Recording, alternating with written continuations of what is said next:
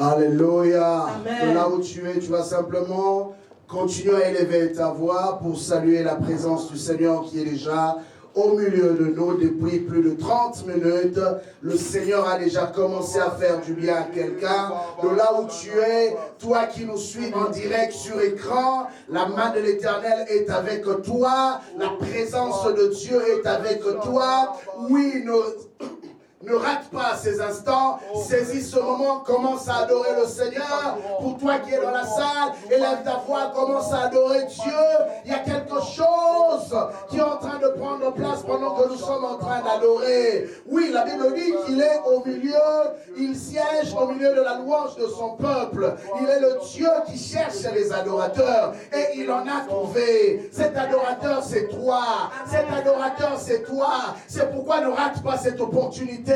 Cet adorateur qu'il a tant recherché depuis des siècles, il a trouvé en toi. Élève ta voix, adore Dieu, dis-lui une parole d'amour, dis-lui une parole de reconnaissance, dis-lui ce matin, Seigneur, il n'y a personne d'autre qui mérite de prendre la première place, si ce n'est que toi et toi seul. Dis-lui ce matin, Seigneur, où irai-je encore loin de ta présence, car c'est en toi que je trouve les sources de la vie. Élève ta voix, adore ce Dieu qui règne au siècle de siècle, ce Dieu qui a créé le temps, mais lui-même n'est pas régi par le temps, il est au-delà du temps, il connaît le commencement, il connaît la fin, mais lui-même n'a pas de commencement, mais lui-même n'a pas de fin, il s'appelle Yehoshua HaMashiach. Oui, ce matin nous voulons encore ce Dieu.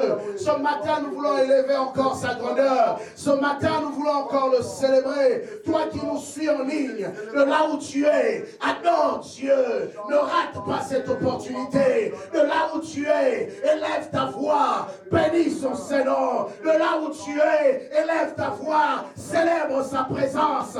Car il est là. Il est là. Il n'attend pas qu'il y ait plusieurs personnes pour se manifester. Même de ta chambre, de ton salon, de ta maison, de partout où tu es. La main de l'Éternel est déjà en action. Il est présent. Simplement cela et ne rate pas ce temps de communion, ne rate pas ce moment d'opportunité, ne rate pas ce moment de célébration.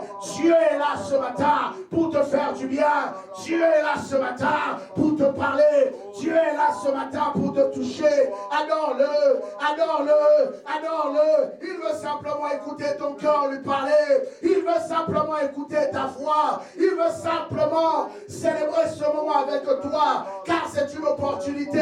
Plusieurs ne peuvent adorer, mais toi tu as reçu la grâce d'adorer. Plusieurs ne peuvent lui parler parce qu'ils sont dans le séjour du silence, mais toi tu peux encore parler, toi tu peux encore communier avec ton Créateur. Il est là ce matin pour te goûter. Il est là ce matin pour te faire du bien. Bien-aimé, ne t'arrête pas d'adorer. Ne t'arrête pas d'adorer. Il y a quelque chose qui est en train de se passer pendant que tu es en train d'adorer. Pendant que tu es en train d'adorer la gloire de Dieu. Le haut est en train de visiter ce lieu. Pendant que tu es en train d'adorer, le ciel est en train de s'ouvrir. Pendant que tu es en train d'adorer, la main de l'Éternel est en train de se mouvoir. Oui, Dieu aime ton adoration. Dieu aime une adoration sincère. Dieu aime une adoration vraie. Dieu aime là où on l'adore en esprit et en vérité. C'est là qu'il aime demeurer. Oh Seigneur, reçois l'adoration ce matin de ton église.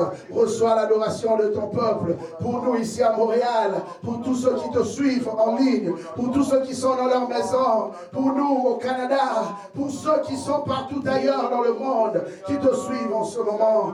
Oh Dieu, fais du bien à quelqu'un. Fais du bien à quelqu'un.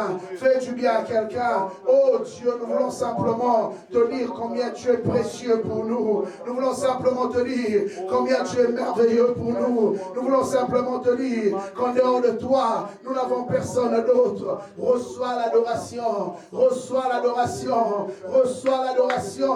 Reçois l'adoration. Reçois la louange de ton peuple. Ensemble avec les anges, nous voulons te célébrer. Ensemble avec les anges, nous voulons te lever. Ensemble avec les anges, nous voulons te bénir. Ensemble avec avec les anges, nous voulons te dire, tu es digne. Oh Dieu, en dehors de toi, personne d'autre n'est digne.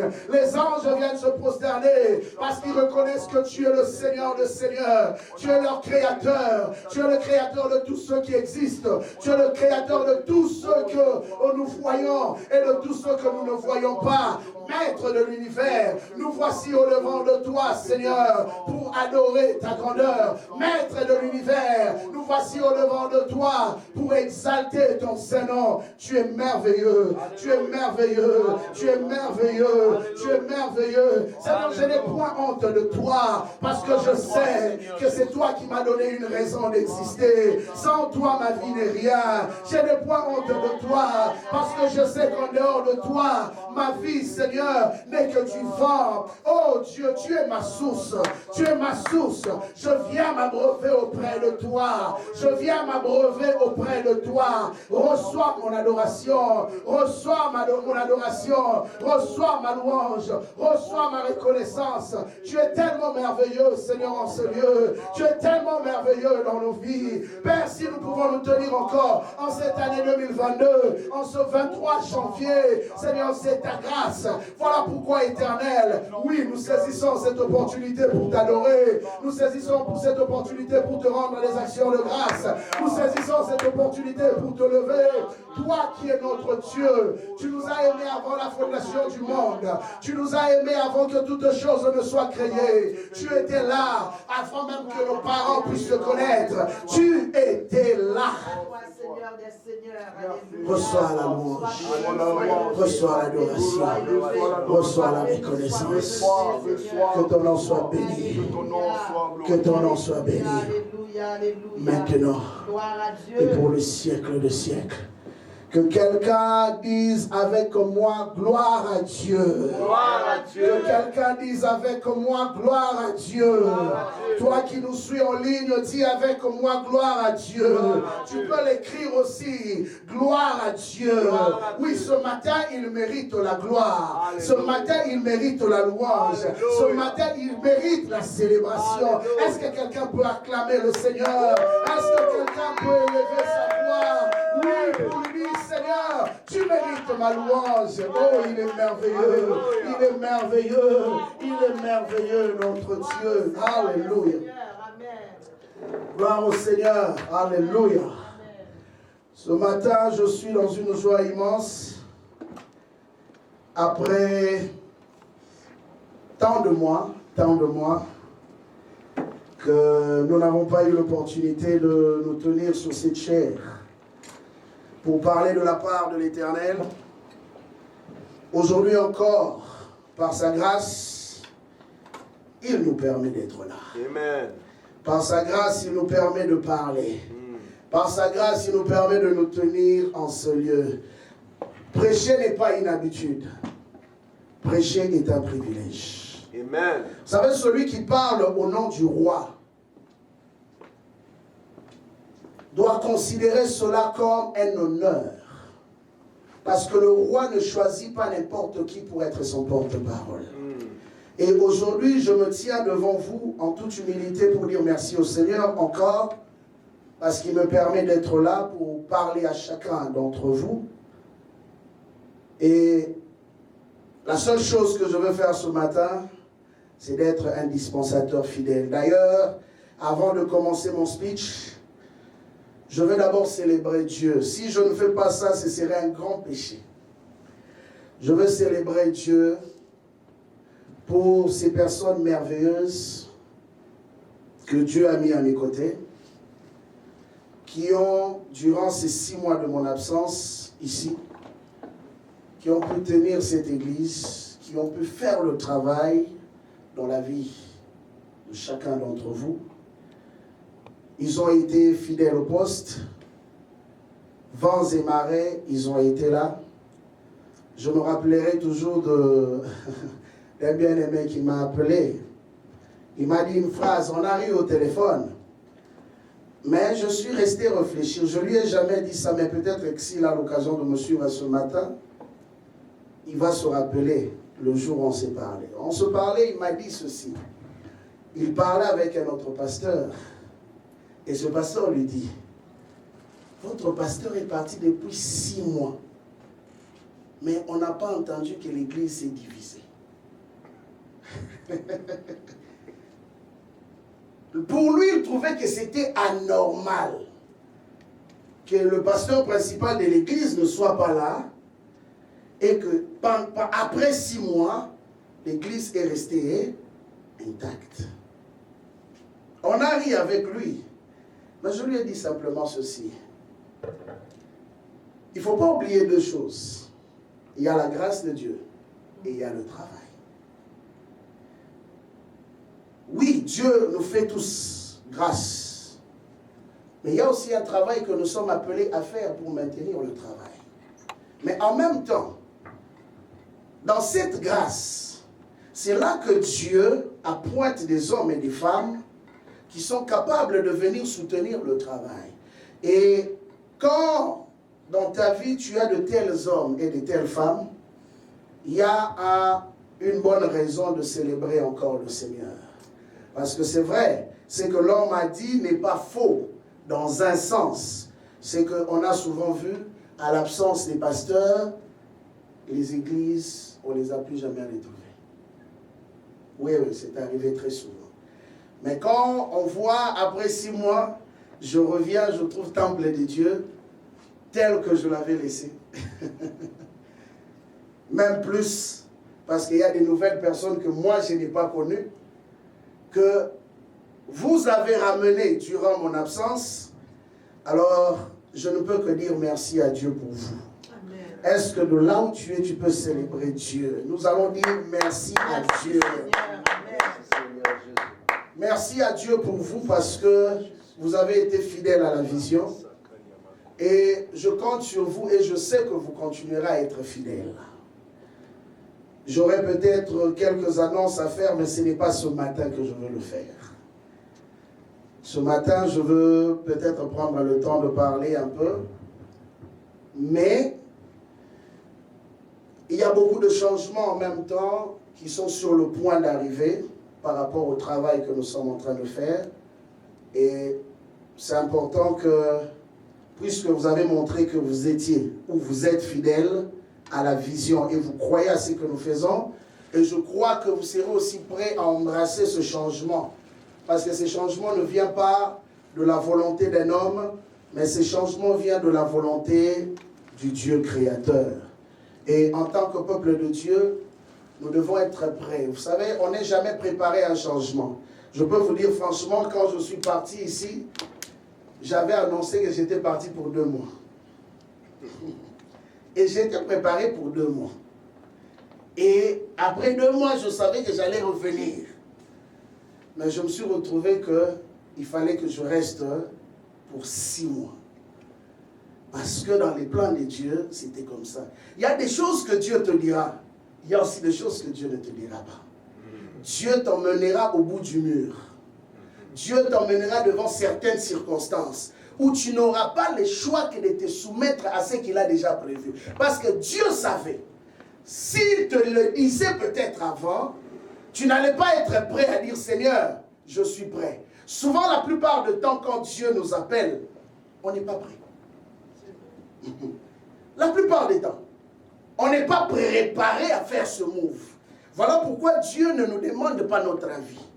Dieu nous contraint de nous soumettre à sa volonté. Amen, amen. Il nous prend, il nous emmène quelque part, il te met devant un fait accompli où tu n'as pas le choix que de dire « Bon, oui Seigneur, je lâche prise ». Et c'est ce qui est arrivé. Et ce qui est arrivé durant les 6 mois, j'aurai peut-être le temps de raconter cela un autre jour. Durant ces 6 mois, bon, je pourrais peut-être faire le bilan en même temps. Je pense que c'est très important parce que ça fait 6 mois que nous n'avons pas eu le temps de discuter. Pendant ces 6 mois, il s'est passé beaucoup de choses. Je me rappellerai toujours quand je quittais avec ma femme pour aller aux obsèques de mon père. Nous n'avions que 2 extensions qui venaient de commencer là-bas sur place au pays. Et pendant le temps où nous sommes restés, bien sûr, elle est revenue un mois après. Moi, je continuais.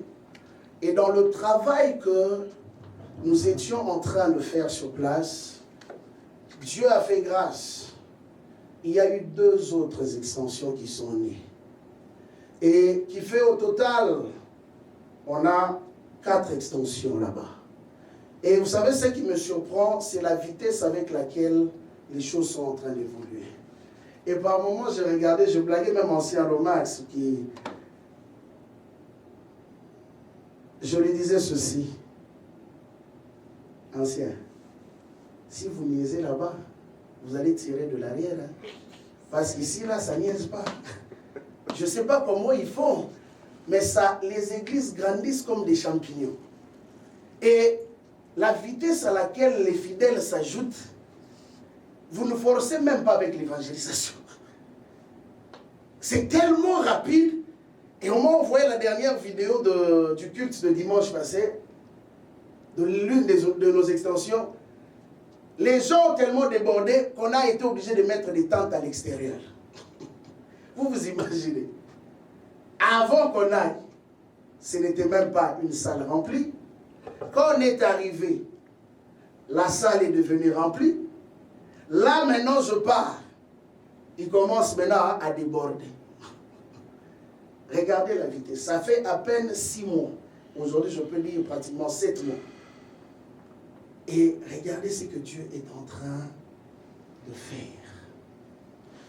J'aimerais simplement nous encourager pour dire que le travail que nous faisons n'est pas un travail en vain.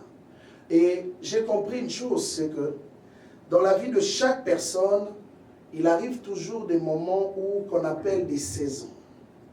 Et quand Dieu t'appointe dans une saison donnée, il est très important pour toi de savoir saisir la saison. Parce qu'il y a des saisons qui ne reviennent pas. Il y a des saisons, il y a des propositions qu'on ne te fera qu'une seule fois dans la vie. Si tu dis non, ça part pour ne plus jamais revenir. Voilà pourquoi un enfant de Dieu, un homme ou une femme alerte, doit être capable de saisir les mouvements des saisons autour de lui. Et je vous assure, au début pour moi c'était un peu difficile de céder à cela pour dire que moi je veux rester. Parce que je voyais la famille, je voyais l'église ici. Mais il est arrivé que pendant qu'on était dans des temps de prière, le Seigneur est venu confirmer pour dire que c'est maintenant. Mais regardez que quand on est parti, il n'était pas question de maintenant. Quand on est parti, il était question d'aller enterrer le papa. Et puis de revenir. Et là maintenant, Dieu va dire c'est maintenant. C'est maintenant que je suis en train de shifter les choses dans ta vie. Voici maintenant ce que je vais commencer à faire. Il y a des détails que je ne peux pas dire à la caméra, sinon vous allez voler mes idées. Ok. Je dis ceci.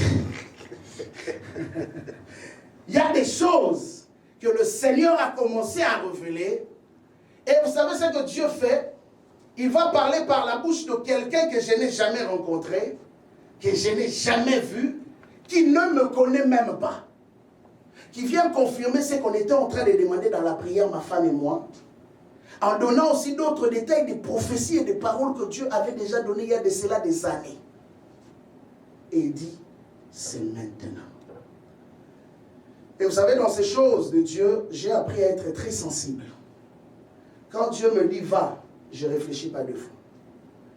Je n'ai jamais voulu avoir des évidences ou une garantie pour m'embarquer dans ce que Dieu me demande de faire. Une chose que j'ai appris à faire, c'est que quand Dieu dit fais ça, même quand dans l'évidence physique, je ne vois rien, j'ai appris à obéir. C'est en obéissant que souvent je vois les résultats de l'accomplissement de la bénédiction de Dieu. Et c'est ce que j'ai fait. J'ai dit, Seigneur, si c'est ça que tu veux, si c'est en ce moment que tu veux qu'on fasse le move, nous allons le faire selon ta volonté. Et je sais que ça va être quelque chose de difficile pour certains d'accepter, mais c'est une évidence inévitable qui est sur le point d'arriver. Comme je dis, il y a des détails que je veux donner de plus ample dans le jour qui viennent, de tous les changements que nous allons apporter par rapport au travail qui se fait ici et de ce que nous faisons de l'autre côté là-bas. Et je sais qu'ensemble, puisque la vision reste une, ensemble, là-bas, ici ou partout ailleurs où Dieu nous emmènera, en Haïti, en Côte d'Ivoire, au Cameroun, en Asie, ainsi de suite. Parce que maintenant, nous sommes dans une période de l'implantation. Et dans cette implantation, nous avons besoin des missionnaires. Et les missionnaires sont des personnes qui ne regardent pas à eux-mêmes, mais qui regardent aux intérêts du royaume. Le missionnaire, ce n'est pas quelqu'un qui cherche un confort. Le missionnaire, ce n'est pas quelqu'un qui cherche une garantie. Le missionnaire, c'est quelqu'un qui est prêt à se sacrifier pour la gloire de Dieu. Et ce sont ces hommes que Dieu cherche. La Bible dit que la moisson est grande, mais il y a peu d'ouvriers. Bien-aimé, j'aimerais te dire une chose. Je bénis Dieu pour ce qui a été accompli. Et j'étais souvent en contact avec les hommes de Dieu, les dirigeants ici. Et j'ai vu toutes les âmes, les nouvelles personnes qui sont venues. Et pour ça, coup de chapeau. J'ai vu que le travail a continué, le baptême, les nouvelles personnes qui ont donné leur vie à Christ. Et en même temps, c'est aussi un défi pour nous pour dire qu'au-delà de ce qu'on a déjà accompli, on doit encore et encore aller creuser en profondeur. Car autour de nous, il y a encore des âmes qui ne connaissent pas le Seigneur. Autour de nous, il y a encore des hommes qui sont à la recherche de la lumière. Autour de nous, il y a encore des hommes qui sont à la recherche du salut, qui souffrent encore en secret. Même parmi nous, il y en a beaucoup qui sont en train de souffrir en secret. Voilà pourquoi nous avons besoin des ouvriers. Voilà pourquoi nous avons besoin des ouvrières, des hommes et des femmes qui sont prêts à se donner corps et âme pour faire le sacrifice, pour payer le prix, pour faire avancer les choses. Bien aimé, j'ai vu des jeunes, comment ces hommes étaient capables de se donner à cœur joie pour le service de Dieu. Par moments, j'étais moi-même impressionné. Vous savez, il y a des habitudes qu'on ne retrouve pas ici souvent parce que les gens sont très protocolaires. Mais j'ai vu une innocence, si je dois le dire comme ça, une innocence et une flexibilité dans la réception de l'évangile. Ça faisait longtemps que j'avais vu ces choses. Et j'ai vu comment ces hommes sont capables d'accepter l'évangile comme des enfants. Quand tu lui dis A, il ne réfléchit pas B, il ne réfléchit pas C. Il accepte l'évangile tel que tu lui prêches. Et vous savez, quand ils vont prier, je vous l'ai dit, quand même dans leur témoignage, il va dire que le Dieu du pasteur avait dit, voilà ceci, voilà cela. Moi j'ai prié, j'ai dit, Dieu du pasteur, tu dois agir dans ma vie. Et je vous dis, quand ces gens-là reviennent, ils reviennent avec des témoignages concrets, palpables. Pourquoi? Parce que quand ils ont accepté l'évangile, ils ont accepté l'évangile comme des enfants. Et souvent, ce qui nous fait défaut, nous, en Occident, c'est que les gens sont trop réfléchis. Les gens sont très intelligents.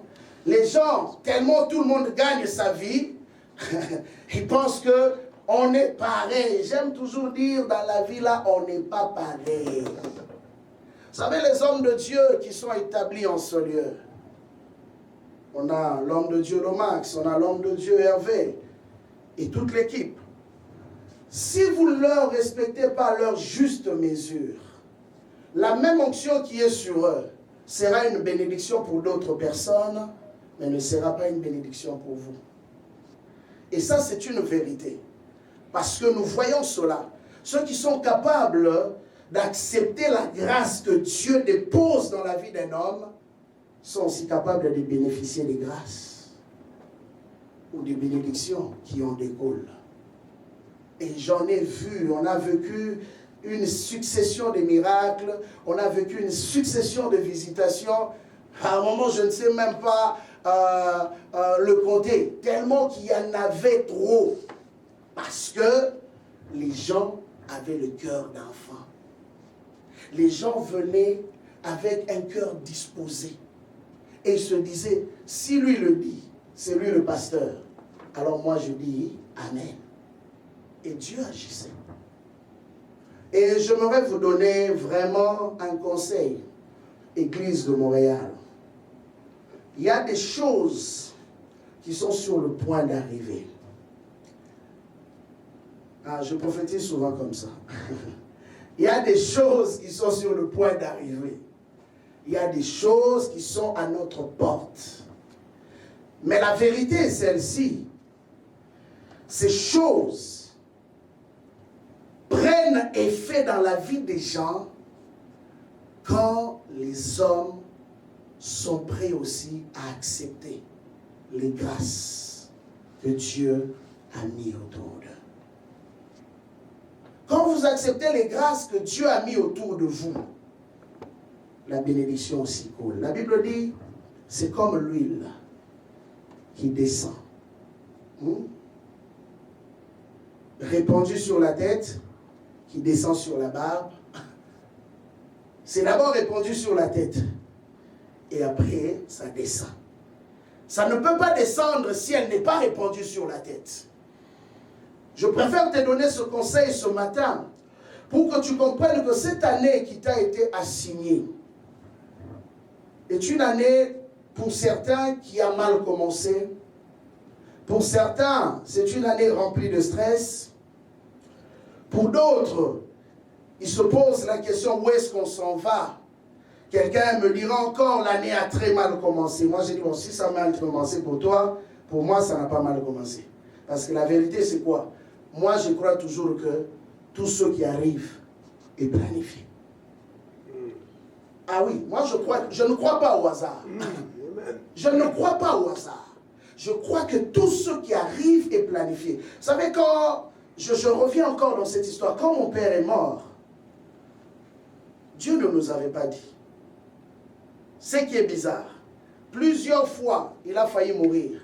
On recevait des messages, on recevait des visions, on recevait des prophéties.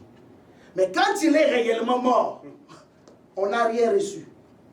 Au point que ma mère m'a même posé la question. Papa et toi, Dieu ne t'a rien dit. Comment? Vous savez, quand elle m'a posé cette question, j'ai fondu en larmes. Parce que elle savait, quand il y avait quelque chose, je venais avec un message. Mais ce jour-là, le ciel s'est tu.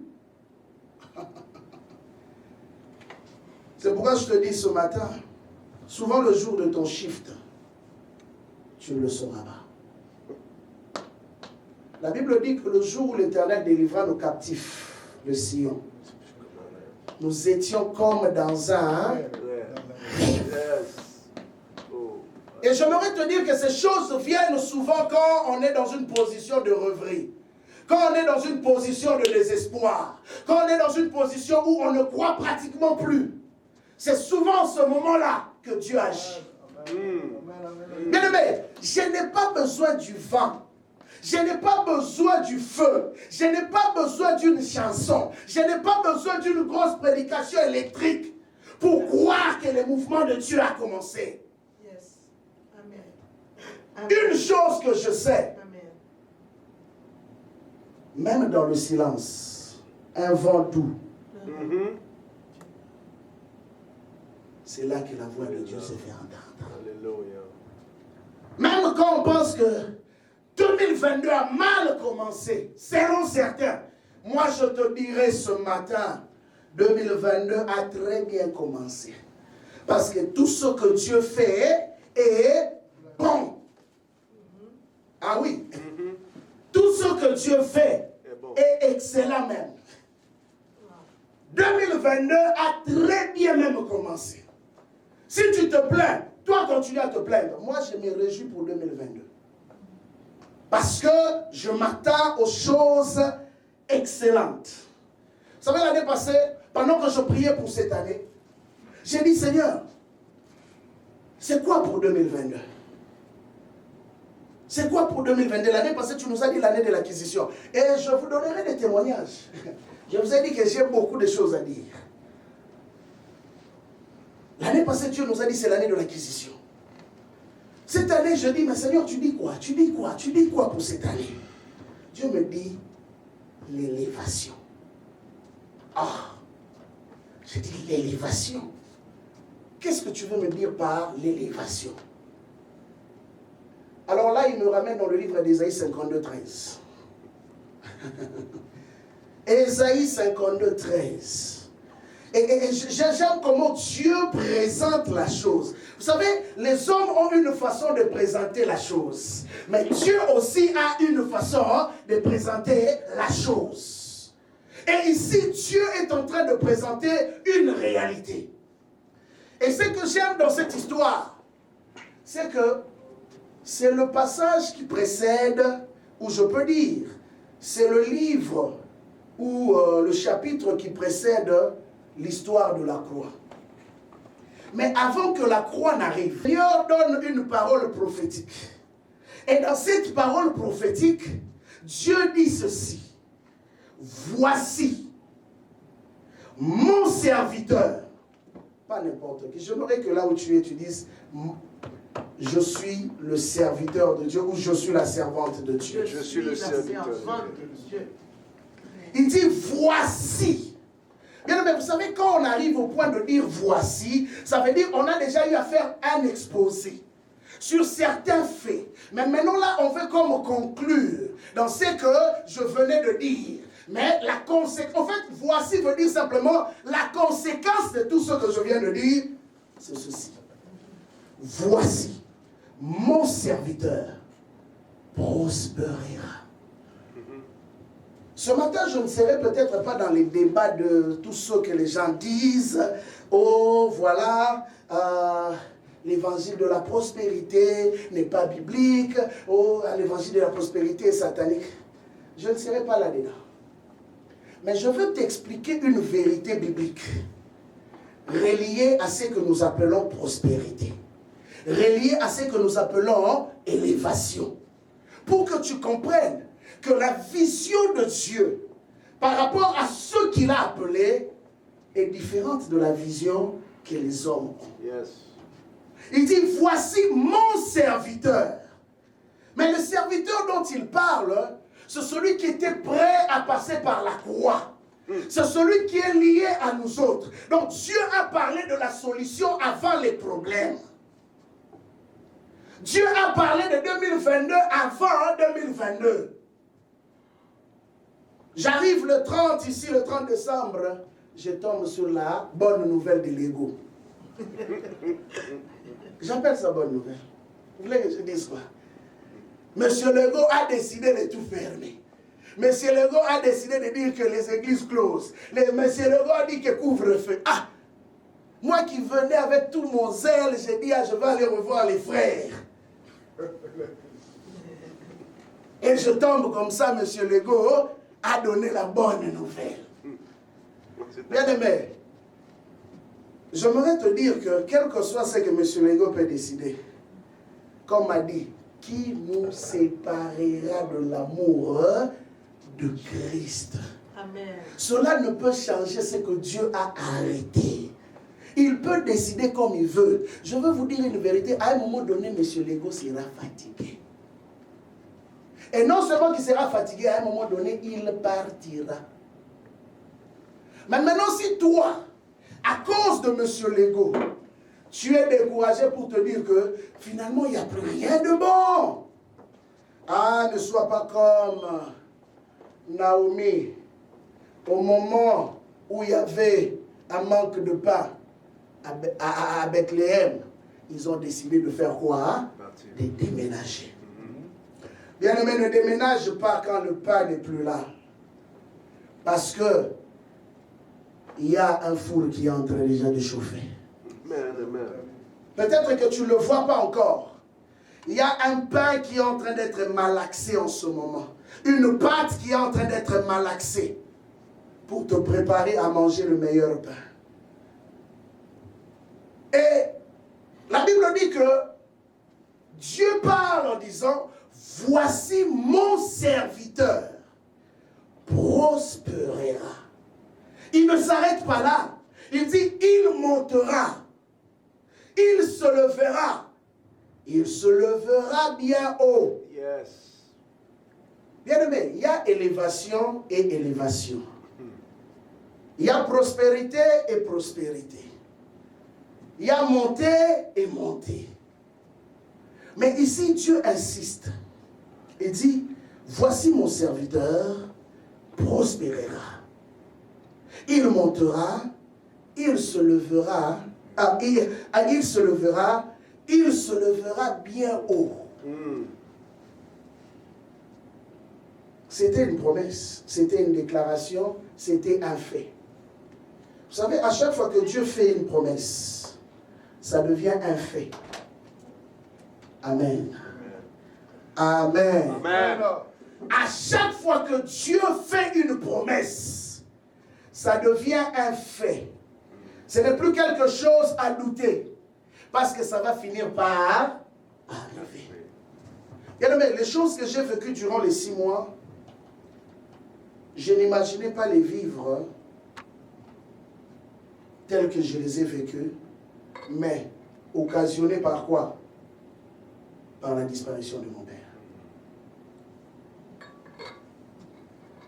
J'ai connu une perte douloureuse pour vivre des choses que je n'imaginais pas vivre durant les 6 mois.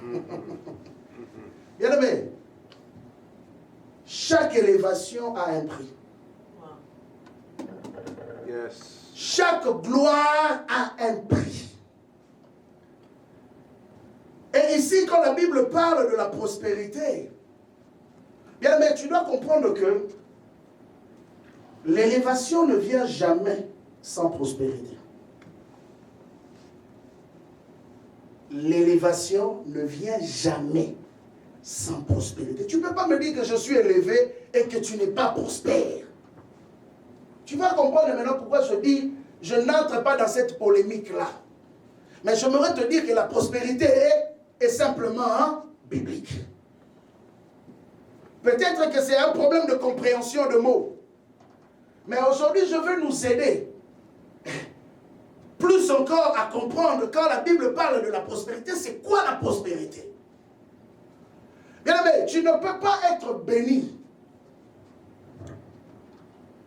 Comme a dit David, j'étais enfant, j'ai grandi, ou j'ai vieilli, je n'ai jamais vu un juste. Je n'ai jamais vu un juste. Mendier son pain. Ah, je cherchais les connaisseurs de la Bible. Je n'ai jamais vu un juste mendier son pain. Qu'est-ce que David voulait dire? David voulait simplement dire que Dieu est le responsable des responsables. Dieu ne peut jamais engager. Je ne parle pas simplement de sauver. Je ne parle pas simplement de te mettre au service. Mais je vais t'expliquer ça en ce terme simple. Quand tu as été appelé par Dieu, c'est comme une personne qui a été engagée dans une entreprise. Et quand tu es engagé dans une entreprise, ce n'est pas à toi de prendre les responsabilités de ta vie. C'est à l'entreprise de prendre les responsabilités de ta vie. Parce que c'est l'entreprise qui t'a engagé. Donc le premier responsable de ta vie, le premier responsable de ton épanouissement, le premier responsable de ton bien-être, c'est l'entreprise. Voilà pourquoi quand l'entreprise ne se comporte pas bien, il y a le syndicat où on peut même emmener l'entreprise en justice pour te rendre le droit qui t'est dû. La même chose se passe avec le Seigneur. Et quand Dieu dit « mon serviteur », écoutez bien comment Dieu te décrit. Un serviteur, il n'a pas dit « mon fils » ici, mais il a dit « mon serviteur ». Donc celui ou celle que moi j'ai engagé. Donc tu as emmené un CV, ou je ne sais pas. Je ne sais pas comment tu as introduit ce CV-là. Mais une chose est vraie. Je crois qu'à la croix de Golgotha, quand Jésus-Christ a versé son sang, le sang de Jésus-Christ était devenu le CV pour nous auprès du Père. Amen. Et quand le Père regarde le sang de Jésus, il voit ton dossier. Et dit, lui, je l'engage. Elle, je l'engage. Il devient mon serviteur. Et quand il t'engage, il te donne aussi la garantie d'assurer tes arrières. Amen. Ce n'est plus à toi de te battre pour certaines choses, mais c'est à lui d'être responsable des besoins que tu as. Et je vais expliquer.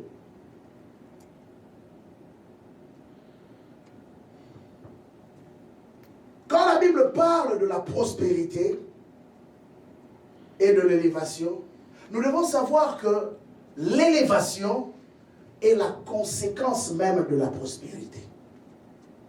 L'élévation est la conséquence de la prospérité. Mais c'est quoi la prospérité? Depuis tantôt on est en train de parler de la prospérité, mais c'est quoi la prospérité? Bien-aimés, j'aimerais prendre deux passages. Zacharie 1, 17.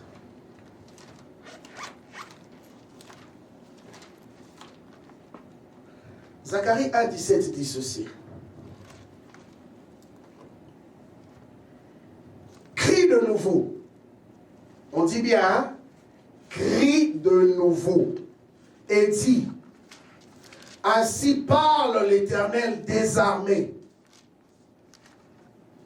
Mes villes auront encore des biens en abondance. Je répète, dans d'autres versions, il est dit ceci. Mes villes prospéreront. Mais ici, il explique en disant que mes villes auront de biens en abondance. Qui a la version qui dit que mes villes prospéreront?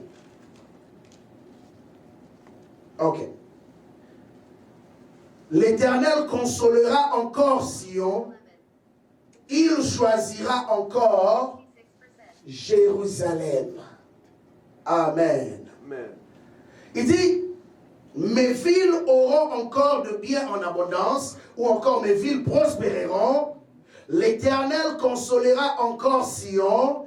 Il choisira encore Jérusalem. Bien-aimés, vous savez, il y a un mystère avec le choix de Dieu.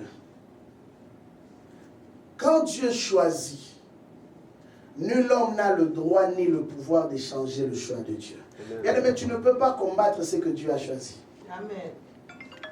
Tu vas sûrement échouer. Tu ne peux pas. Tu peux monter tout ce que tu veux, toute une conspiration contre la personne que Dieu a choisie, contre l'église que Dieu a choisie, contre la famille que Dieu a choisie. Mais la vérité est celle-ci. Tu échoueras. Certainement. Amen. Amen. Certains pensaient que Dieu avait rejeté Jérusalem à cause de ce qui leur arrivait. Mais il a dit, je choisirai encore. Donc s'il faut encore refaire, hein, comme certains disent, hein, on recommence le monde. Je tomberai encore sur le même choix que j'ai déjà eu à faire. Dieu ne se trompe pas. Quand il fait un choix, il le fait en âme et conscience. Amen. Et il promet en disant ceci, mes villes auront encore des biens en abondance. Mes villes prospéreront. Dans 3 Jean 1, 2, la Bible dit, bien-aimé, je souhaite que tu prospères à tous égards, comme prospère l'état de ton âme. Bien-aimé, c'est pourquoi par moments je me suis assis et je me suis posé tant de questions quand on se bat. Oui, la cupidité, moi je ne parle pas de la cupidité. Je ne parle pas de la soif, de l'amour, de l'argent. Loin de là. Je ne suis même pas dans cet évangile-là. Mais je veux te parler d'une vérité qui est purement biblique. Parce que la première personne qui a parlé de la prospérité n'était pas un homme. La première personne qui a parlé de la prospérité sur la vie de son peuple, c'était Dieu. Et bien, vous allez constater, on faisait une analyse encore hier avec Ancien Hervé. J'ai dit, écoutez, vous savez pourquoi la vérité est celle-ci, hein? Maintenant, je veux parler un peu de nos autres frères ici au Québec. Nos voisins d'Ontario n'ont pas connu ni de couvre-feu, n'ont pas connu des fermetures, n'ont pas connu tout ce que nous connaissons. Mais vous allez vous poser la question, mais nous sommes dans un même pays. Bon, ici, on nous raconte des histoires de chiffres, mais qui ne sont pas vérifiables. Hein. Bon, je n'entre pas aussi dans ces débats-là. Mais, vous allez constater une vérité. Là où il y a une force économique d'un peuple, le gouvernement ne se comporte pas n'importe comment. Vous allez aux États-Unis, le gouvernement, même avant de prendre des décisions, réfléchit deux fois. Toutes les histoires qu'on raconte partout au monde, aux États-Unis, on n'en parle même pas. C'est comme si ça n'existait pas. Parce que ces hommes ont une force économique. Et ils savent que moindre erreur de la part du gouvernement peut faire en sorte que ces hommes déménagent et le pays tombe.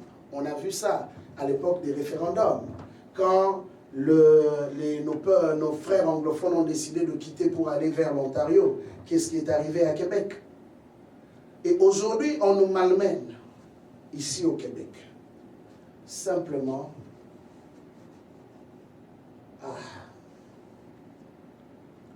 il n'y a pas assez d'hommes prospères ici. Il n'y a pas assez d'hommes prospères. Il n'y a pas assez d'hommes qui peuvent influencer le système. Et la conséquence, nous la vivons dans la société. Alors, je vais prendre quelques synonymes du mot prospérité pour que tu comprennes pourquoi la Bible parle de la prospérité. Et comme je peux te dire, la prospérité n'est pas synonyme à l'argent tel qu'on le pense. Mais il y a beaucoup de choses qui sont liées à ce mot que nous appelons prospérité. Bien-aimés, s'il y a une chose que le diable combat dans la vie du peuple de Dieu, c'est leur épanouissement. Le diable, pour arriver à museler toute une communauté, il va vous empêcher à être épanoui. Oui, vous allez comprendre, quand vous regardez tout autour de vous, vous voyez combien le diable combat les mariages dans les églises. Vous voyez combien le diable combat la santé dans les églises. Oui, cette parole, quand l'apôtre Jean est en train de parler à l'ancien Gaius, il dit, bien-aimé, je souhaite que tu prospères à tous égards. Il dit bien que tu prospères à tous égards. Bien-aimé, dans la vie, quelqu'un peut avoir l'argent, mais être malheureux. Voilà pourquoi la prospérité n'est pas liée à l'argent. La prospérité est liée à un état d'esprit. La prospérité est liée à une vie libérée. La prospérité est liée à un épanouissement intérieur. C'est pourquoi il a relié cela à l'état d'âme. Et il a dit ceci, comme prospère ton âme. Bien-aimé, une âme qui n'est pas prospère, ça se reflète même dans le physique. La preuve, c'est que nous voyons beaucoup de riches. Quelqu'un a fait une analyse tantôt, il dit que Amazon, qui est l'homme le plus riche du monde, si seulement l'argent épanouissait, cet homme n'allait pas divorcer. Mais il a divorcé. Pourquoi? Parce que la vérité, c'est que l'argent ne l'a pas rendu prospère. Il est riche, mais il n'est pas prospère. On doit faire une nuance. Être prospère et être riche, c'est deux choses. Tu peux être riche et être prospère. Mais tu peux être riche sans être prospère. Amen. Et c'est dont on est en train de parler ici. Quand la Bible dit que mon serviteur prospérera, la Bible fait allusion à l'ensemble de choses qui est lié à la vie d'un homme. Amen. Bien aimé, on a vu des gens qui ont des bons boulots, mais qui n'arrivent pas à trouver le mariage et qui en souffrent. Mais il gagne bien sa vie, mais il est malheureux. On a vu des gens qui sont connus. La preuve, on a eu des stars qu'on a retrouvés morts. Là, ils se sont tellement drogués, tellement qu'ils n'avaient pas de paix, qu'ils ont fini par mourir. La prospérité est liée à une paix intérieure. Yes. Bien-aimé, le diable s'acharne contre l'église de Dieu en créant des problèmes, en créant des situations pour enlever la paix intérieure de l'Église. Voilà pourquoi Jésus dit, je vous donne ma paix, je vous laisse ma paix. Bien aimé, sans la paix, on ne sait pas bâtir. Il n'y a pas un mariage stable et prospère sans la paix. Une fois, je donnais des conseils à un couple en leur disant ceci. Vous savez que même l'argent n'aime pas le bruit. Amen, amen, amen. L'argent n'aime pas le bruit. Vous allez constater que dans un milieu où les gens se chamaillent trop, ils perdent beaucoup d'argent. Quand les choses sont stables, l'argent aussi augmente. C'est une vérité. Pour ceux qui ont déjà fait l'expérience, dans leur couple où il y a des discussions souvent, ils vont vous dire, il y a des dépenses qui se créent comme ça, parce qu'ils n'arrivent jamais à s'entendre. Vous travaillez, vous gagnez bien votre vie, mais vous ne voyez rien. Se pose la question, mais l'argent part où? Mais il y a un problème. Il n'y a pas la paix. Il n'y a pas de prospérité dans votre maison. Comment vous pouvez évoluer? Ça ne peut pas marcher.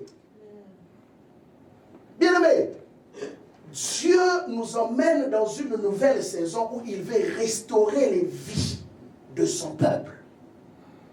Voilà pourquoi il y a un grand combat avec le monde de ténèbres. Il y a un grand combat avec le monde de ténèbres qui est en train de s'élever en cette saison. Un grand combat contre tous les démons et les sorciers qui viennent combattre l'épanouissement de la vie des enfants de Dieu. Bien aimé, sachez-le, la Bible dit, le diable qui est un voleur, on l'appelle voleur pourquoi? Parce qu'il vient pour prendre le bien-être qui est à toi. Il vient pour dérober ce qui t'appartient. Il vient pour arracher ce que Dieu t'a donné. C'est pourquoi il est voleur. Mais dans son objectif principal, c'est quoi? C'est d'emmener la mort. C'est pourquoi vous constatez que dans les églises, particulièrement ici au Québec, il y en a aussi partout ailleurs. Je ne dis pas que le Québec a des sérieux problèmes. Dieu est en train de préparer une nouvelle génération pour renverser cette vapeur. Mais la vérité est celle-ci. Les églises au Québec sont tellement combattues. Les églises au Québec sont tellement assiégées par des esprits qui empêchent à ce que le peuple qui vient dans nos églises soit tellement épanoui que les gens deviennent tellement instables et ils commencent à voir le mal partout et les gens quittent d'église en église, mais malgré qu'ils changent des églises, ils ne sont toujours pas épanouis. Parce que le vrai problème n'est pas simplement l'église baptiste que nous connaissons. Le vrai problème, c'est la paix intérieure qui nous manque. C'est pourquoi Jean parle à l'ancien Gaius. Il dit, je souhaite que tu prospères à tous égards, comme prospère l'état de ton âme. Bien aimé, si ton âme n'est pas en paix, fais tout ce que tu veux. Et le plus beau mariage hollywoodien, comme tu veux, tu ne seras jamais heureux. Amen. Moi, je viens te prêcher pour te dire aujourd'hui que Dieu veut que tu sois heureux. Oui, Dieu veut que tu sois heureux. C'est pourquoi il dit, mes villes auront encore de bien en abondance. Mes villes.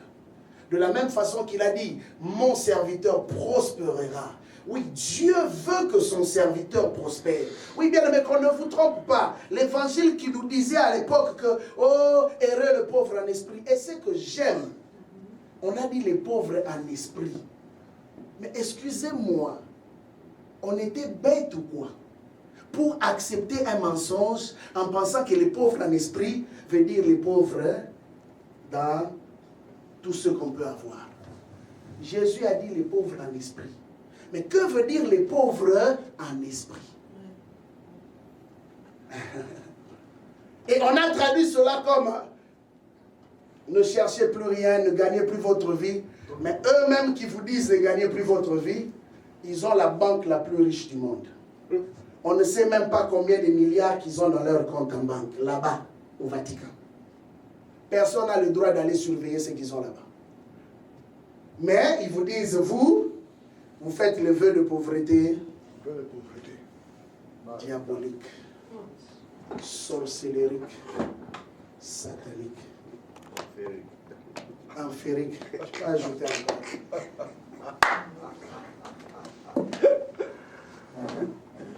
Depuis Genèse jusqu'à Apocalypse, vous allez voir en lisant les Écritures que le souhait de Dieu n'a jamais été que tu sois dans cet état de pauvreté. Or, la pauvreté commence par l'état d'esprit. Alors, je veux prendre 13 synonymes qui sont liés à la prospérité pour que tu comprennes c'est quoi la prospérité en réalité. Le premier mot qui est lié à la prospérité, c'est avancer. Bien-aimé, tu ne peux pas être prospère. Tu ne peux pas être serviteur ou servant de Dieu si tu n'avances pas dans la vie. Savez-vous, ou je peux dire combien de chrétiens autour de vous tournent à rond? Année après année, leur vie n'évolue pas. Tous ceux qui font n'avancent pas. Et ils sont conscients que ça n'avance pas. Bien aimé, je préfère rester chez moi à la maison que de vivre une chrétienté sans évolution. Voilà pourquoi les défis que je vous donne en 2022. L'église Temple de Dieu doit évoluer, doit avancer. Le travail que tu fais, que nous faisons, doit avancer. Ce qui n'avance pas est appelé à faire quoi? Échouer. Non seulement reculer, mais pour moi, à mourir. Parce que la vie avance. Même l'aiguille de la montre. Là, il est 12h30. Après, là, dans quelques secondes, il sera 12h31. Donc, même la montre ne recule pas. Si la montre ne recule pas, si les choses du monde avancent, les dates avancent. On était en 2021, on est maintenant en 2022. Pourquoi toi, ta vie ne doit pas avancer? Bien aimé, vous savez, par moment, il est important de comprendre l'essence de mots pour bien prier. Hier, je disais à quelques bien-aimés, j'ai appris à être tellement sincère avec Dieu que quand ça ne va pas, je ne cherche pas midi à 14h. Je m'assois là, je ne fais même pas de prières kilométriques. Je dis, Seigneur, là, tu es en train de voir. Ce que tu vois là, je n'aime pas ça. Ce que toi, tu m'as dit, c'est le contraire de ce que je vois.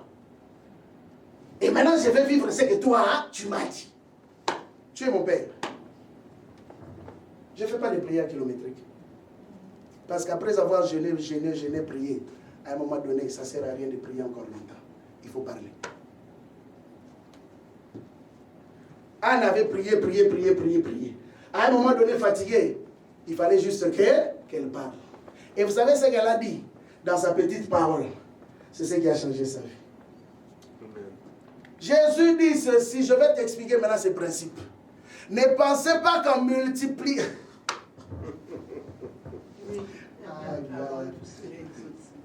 Hein? Toi qui multiplie là. Par moment, tu penses qu'en multipliant, que tu vas avoir Dieu. Dieu, de fois, est dans la simplicité simple. La plus totale possible. Et moi, c'est comme ça que je fonctionne avec Dieu.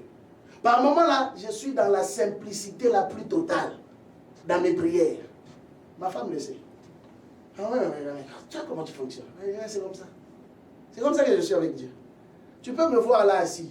Tu me vois regarder la télé. Tu penses que je regarde la télé? Je ne suis pas là. J'ai déjà parlé à Dieu. Et maintenant j'attends. Et là je ne force pas la nature. J'attends. Il est mon Père. J'ai déjà parlé. Alors pourquoi je vais continuer à demander ce que j'ai déjà demandé? Après avoir demandé, tu continueras toujours à demander? Non. Après avoir demandé, il faut maintenant être dans la position de l'attente. Et j'aimerais te dire que le premier mot qui est lié à la prospérité, c'est avancer. Bien aimé, si ta vie stagne, si le même problème que tu as vécu en 2021, en 2020, en 2020 à 19, en 2018, tu continues à vivre ça encore. Alors bien aimé, à un moment donné, il faut soit qu'on te délivre, tu peux venir ici, on va prier pour toi, il n'y a pas de problème. Ou encore, à un moment donné, que tu dois décider, ok, Dieu là, en ce moment, il faut que tu me parles clair. Je ne peux pas continuer à tourner à rond, à rond, à rond. Bien aimé, où est la foi? Dieu a dit mon serviteur. Avant de parler de l'élévation, il a dit prospérera. Oui, bien aimé, tu dois comprendre que la prospérité est la base même de l'élévation. Tu cherches l'élévation, il faut que ta vie commence à aller de l'avant. Tu ne peux pas être quelque part où tu ne connais pas des promotions et tu trouves ça normal. C'est anormal. J'ai dit c'est anormal. Parce que ma Bible, en lisant, j'aime appeler ça ma Bible. Ma Bible me dit que tout ce que Joseph touchait faisait quoi? Prospérer. Prospérer, non? Cela veut dire quoi? Aller de l'avant. Je ne peux pas m'embarquer dans une affaire. J'ai donné un témoignage hier. Un frère est venu me trouver. Il me pose la question. Il était tellement sincère, mais inquiet en même temps. Il me dit, pasteur, dis-moi un peu. Maintenant là que tu t'engages dans cette affaire de télévision, bien que c'était le projet du vieux, mais tu ne vois pas qu'au pays, là, on a près de 200 chaînes de télévision. Comment vous allez vous démarquer? Je l'ai regardé, j'ai dit, tu ne me connais peut-être pas. Quand tu me vois, moi, me lever pour m'embarquer dans quelque chose, c'est parce que je suis convaincu à 1000% que la chose va réussir. Quand je ne suis pas sûr, vous pouvez monter, descendre. Je ne m'engage pas. Mais quand je décide de m'engager, c'est parce que je sais que j'ai déjà consulté mon maître. Et je sais que j'ai son approbation. Là, je peux me lever en disant que ça va marcher. Quel que soit le nombre de chaînes, même s'il y en avait 1000. Mais je sais que parmi les 1000, la chaîne, notre chaîne, va se distinguer. Et ça, je le sais. Alors, il me regardait et dit, mais waouh. En tout cas, tu as tellement confiance en moi. Oui, c'est comme ça que je fonctionne. Parce que je connais le Dieu en qui je crée. S'il n'est pas capable de faire avancer ce que je fais, c'est qu'il a perdu sa force. Oh bien-aimé, une chose est bonne. Une bonne nouvelle que je t'apporte ce matin, c'est que Dieu n'a jamais et ne perdra jamais sa force. Et ce que Dieu aime toujours faire, c'est qu'il aime faire des choses de manière à se distinguer de ce que les hommes font. Il faut que l'on sache dans la vie de son serviteur que ça, c'est la touche de Dieu. Premier synonyme, c'est avancer. Deuxième, quand nous parlons de la prospérité, c'est croître. Bien aimé, au-delà du fait que tu avances, tu dois croître. Ah oui. Tu ne vas pas me dire, quelqu'un m'a dit un jour, oh pasteur, moi j'aime les petites églises. Alors, tu as un démon ou quoi? Si toi tu aimes les petites églises, ça veut dire que tous les millions d'âmes qui sont à l'extérieur sont appelés à mourir. Bien, mais ce n'est pas de l'humilité. Des fois, il y a des choses que nous croyons et nous pensons être de l'humilité. Mais c'est un mensonge diabolique. Parce que quand les païens viennent pour faire leurs affaires, la preuve c'est qu'ils remplissent des stades, ils remplissent des arènes, mais pour entraîner les gens où? En enfer. Et vous allez me dire que moi je veux me contenter d'une église de combien? De 100 personnes? De 200 personnes? De 300 personnes? Mais non. On est en millions ici. À un moment donné, quand tu vas vers Dieu, il faut lui dire, ce que je bâtis doit croître. Si j'ai commencé avec 1, je dois finir avec 1 million. Amen. Ah, je croyais qu'il y avait des hommes de foi. Amen. Ah oui, si j'ai commencé avec 1, il faut que je finisse avec 1 million. Amen. Si j'ai commencé avec 5, je dois... Oh, bien aimé, c'est ce que tu vois. J'ai dit, c'est l'état d'esprit. Ce que tu vois dans ton esprit, ce que tu acceptes dans ton esprit, c'est ce que tu es capable de reproduire. Ce que tu refuses d'accepter. Quand toi tu regardes 2022 et que tu vois 2022 comme étant une année difficile, elle sera difficile pour toi. Mais bien aimé, je crois qu'avec le Seigneur, elle ne sera pas difficile. Amen. Je crois qu'avec le Seigneur, nous allons relever le défi. Je crois qu'avec le Seigneur, les choses ne seront plus pareilles. Je crois qu'avec le Seigneur, cette année se terminera d'une manière glorieuse et puissante. Au nom de Jésus. Et quand nous parlons de la croissance, c'est le fait de devenir grand ou plus nombreux. C'est ça la croissance. C'est ça le fait de croître. Et serviteurs de Dieu que vous êtes ici, quand dans vos prières vous priez, ne priez pas pour demander à Dieu les miettes. Priez. La prospérité, c'est aussi le fait de sauver beaucoup plus d'âmes. Amen. J'ai aimé un pasteur qui s'est lancé un défi de sauver 50 000 âmes. Il n'en a pas. Mais comme vision, il a dit 50 000 âmes. Quelle est votre vision en regardant Montréal? Quelle est ta vision en bâtissant ton entreprise, toi qui me suis? Quelle est ta vision par rapport à ce que tu es en train d'entreprendre? Prospérité veut dire devenir grand et plus nombreux. Et c'est ça la vision de Dieu, bien-aimé.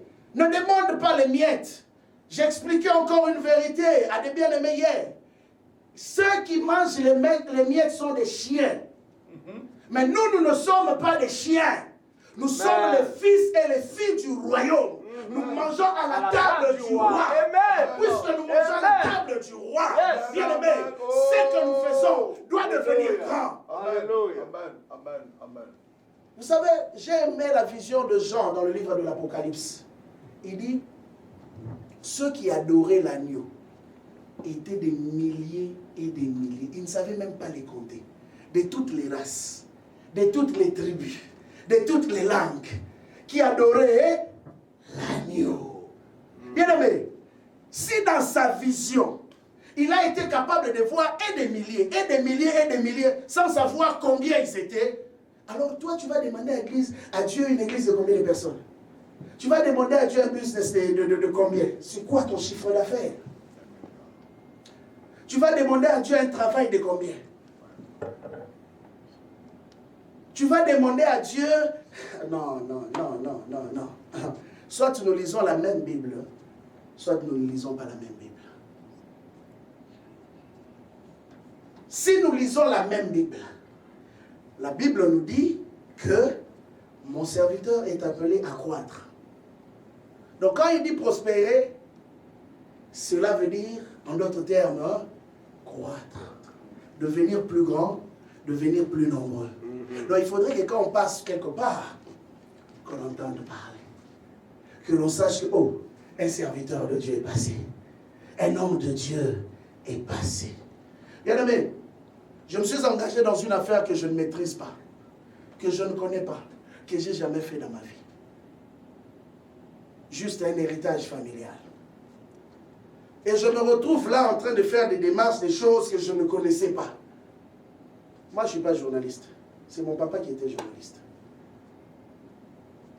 Et je me retrouve en train de gérer les journalistes.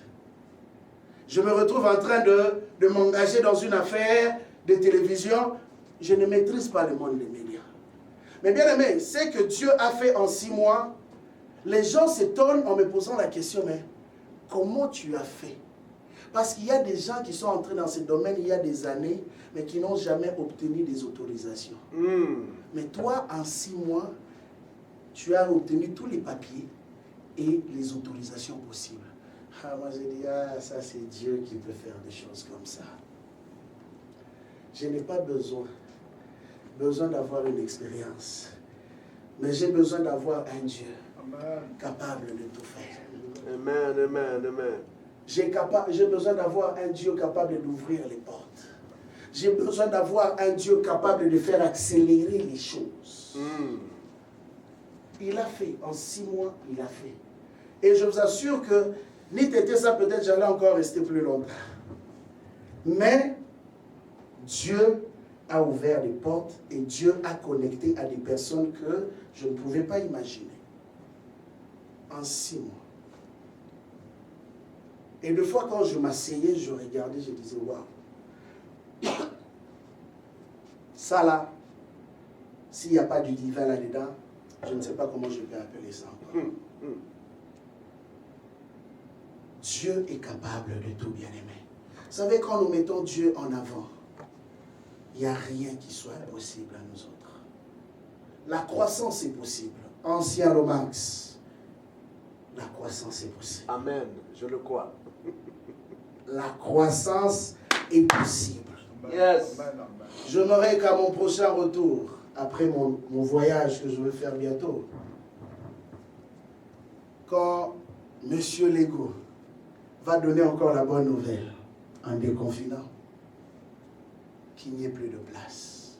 Et ça, je le crois. Dieu est capable. Bien aimé, vous savez, il y a des choses qu'on peut appeler à l'existence.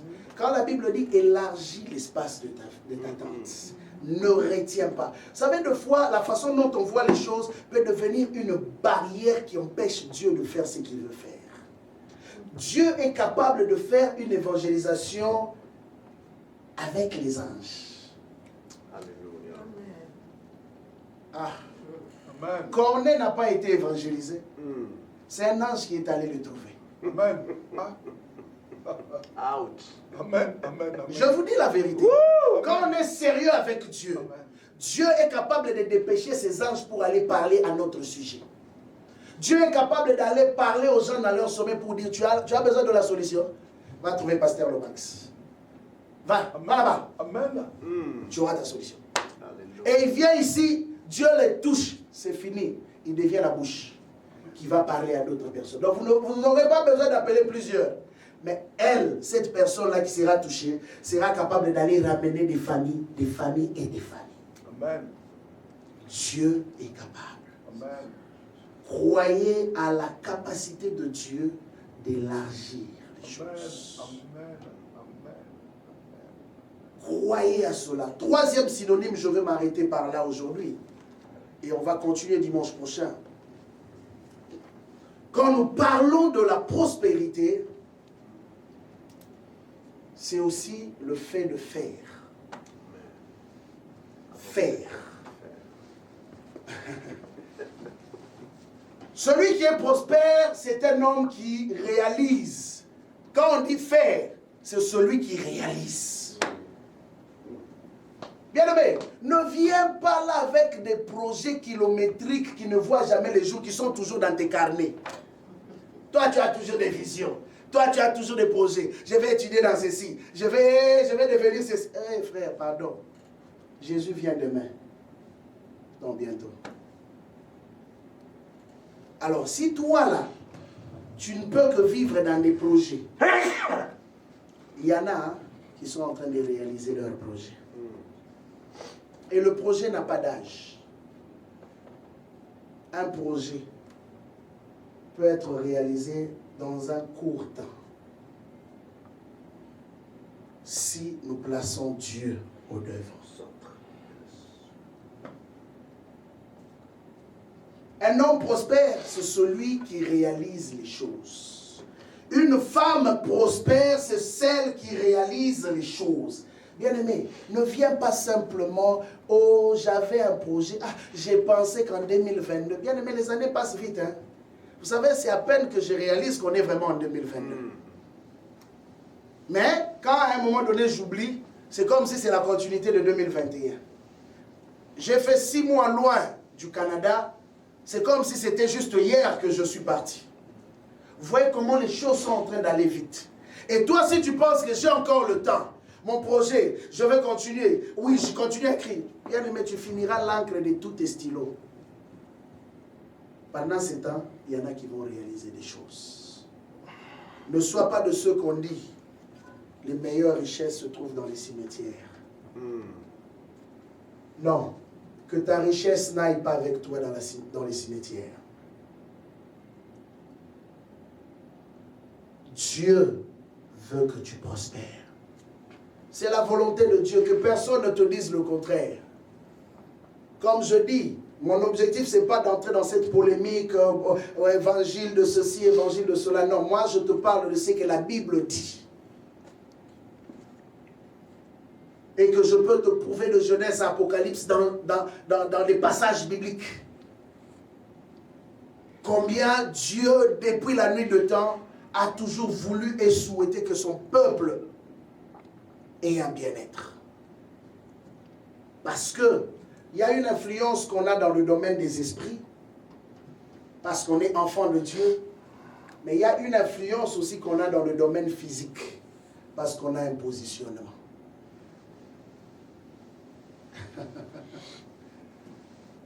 Le combat que tu gagnes en esprit finit par se manifester dans ton physique.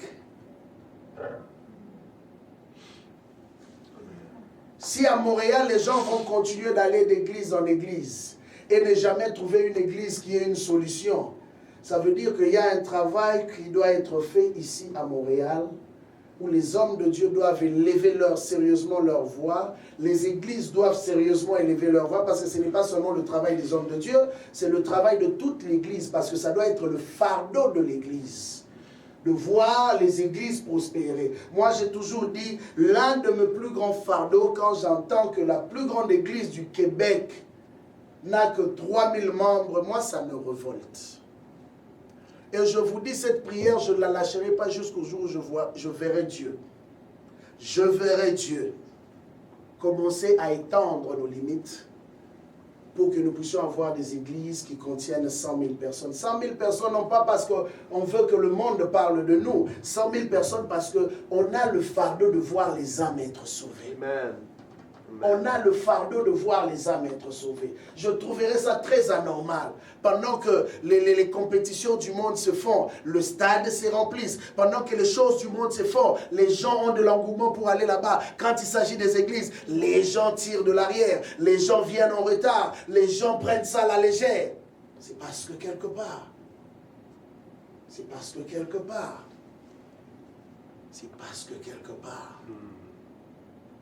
il est temps que l'Église comprenne le rôle qu'il est appelé à jouer. Il faut que toi et moi prenions cette charge. Il faut que toi et moi nous puissions nous lever. La prière, ce n'est pas juste pour une catégorie de personnes. La prière, c'est pour l'ensemble de la communauté. N'attends pas que les autres travaillent, que les choses avancent. Dis-toi que je suis partie faisante de cette maison.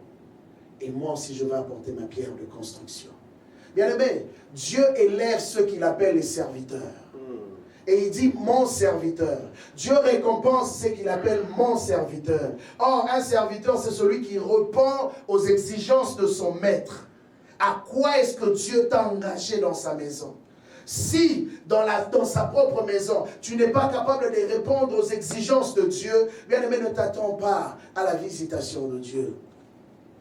Ne réclame pas les choses que tu ne fais pas. Mais une chose que j'aimerais te dire, la bonne nouvelle, est que lorsque tu prends l'engagement de le servir, lorsque tu prends l'engagement de t'engager, lorsque tu prends l'engagement de donner le meilleur de toi pour son œuvre, Dieu s'occupera aussi de toi. L'église, ce n'est pas pour une personne. L'église, c'est pour tout le corps. L'église, ce n'est pas pour un homme, mais l'église, c'est pour toute la communauté. Que le Seigneur vous bénisse. Alors on va prier. De là où tu es, tu vas dire avec moi, Seigneur, je veux être ces serviteurs qui réjouissent ton cœur. Je veux être ces serviteurs auxquels tu prends plaisir. Ces serviteurs que toi tu as décidé de faire prospérer. Ces serviteurs que toi tu as décidé de faire avancer. Ces serviteurs que toi tu as décidé de faire croître. Ces serviteurs que toi tu as décidé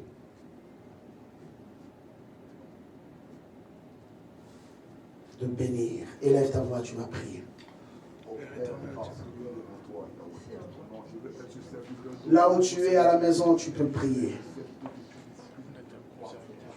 Seigneur, nous te bénissons, nous te glorifions, Seigneur, de nos grâces, de la miséricorde. Merci.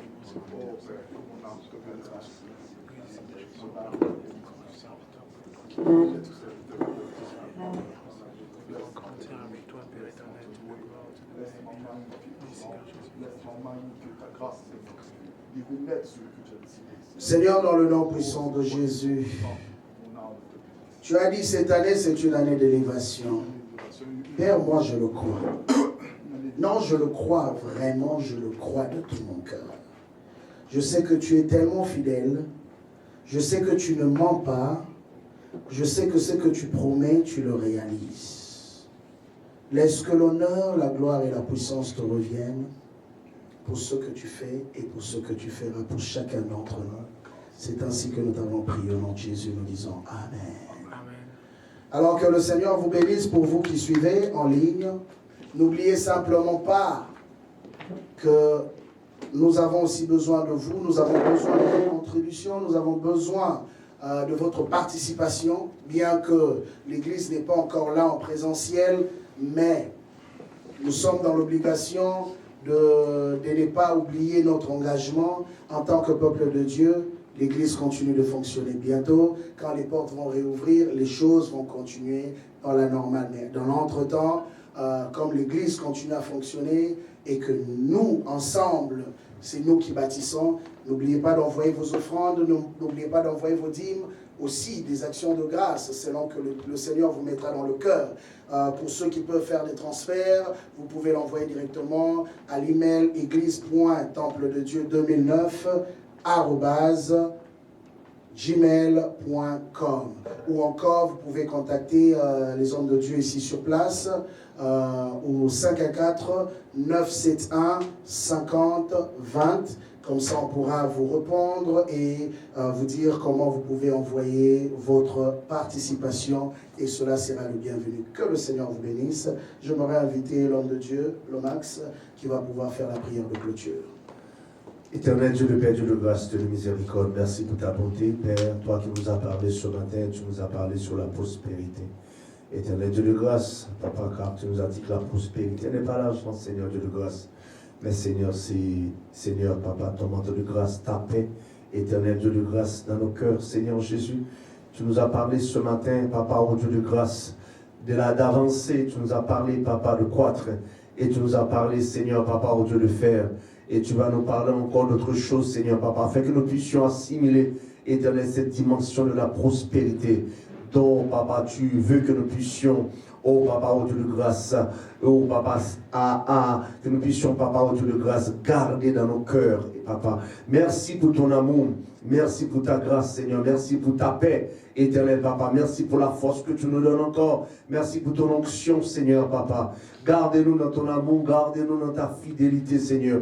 Gardez-nous dans ta paix, Seigneur, Dieu de grâce. Merci, Seigneur, Papa, de ce que tu nous permets encore, Papa, de suivre nos réunions, Papa, au Dieu de grâce, les mercredis sur Zoom. Merci pour tous les gens qui sont avec nous, de nous suivre. Nous avons nos réunions, la semaine sur Zoom, le mercredi de 19h30 à 8h30 et les vendredis aussi de 19h30 à 8h30. Nous sommes sur Zoom où nous continuons à prier, nous continuons à nous unir ensemble, nous continuons à demeurer ensemble dans la prière afin de lever un mur, afin de faire un feu. Amen. Et lorsque nous allons nous retrouver en présentiel, qu'une flamme puisse monter et que la gloire de Dieu puisse descendre afin que nous puissions embraser Montréal. Merci pour ton amour, merci pour ta paix, Seigneur, Papa. Je bénis le peuple de Dieu, je bénis chaque famille, chaque frère, chaque soeur, chaque enfant, chaque maison. Je bénis que tout ce que vous êtes en train de faire, ceux qui sont dans les affaires, tout ce que vous touchez, nous bénissons cela. Et n'oubliez pas, nous sommes à tous les matins en prière, donc dans le 514 à 8903-55 et notre numéro de code d'extension est le 3333-4444. Nous partons la journée dans la prière. Que le Seigneur vous bénisse tous et nous allons nous revoir encore cette semaine. Soyez bénis au nom de Jésus. Amen.